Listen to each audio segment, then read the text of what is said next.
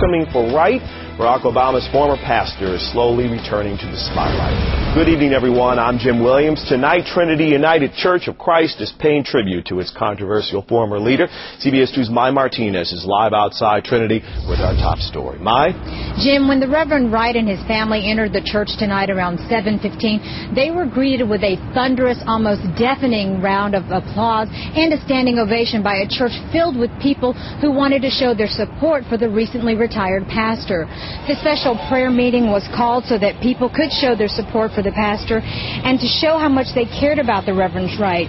The church wanted to give them an opportunity to stand up and to speak not only to him but for him.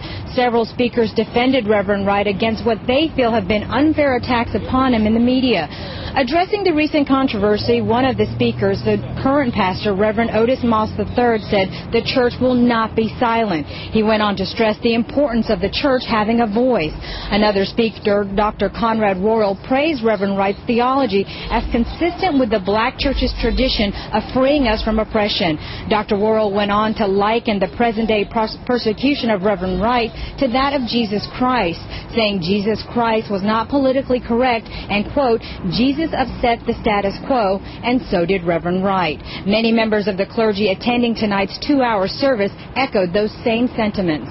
Well, you know, when Jesus was put on trial in front of the Sanhedrin, in front of the chief priests and all the leaders in ancient Israel, they had to condemn him through a bunch of statements that were taken out of context by witnesses who just picked a few statements that Jesus made and used them in very hurtful ways.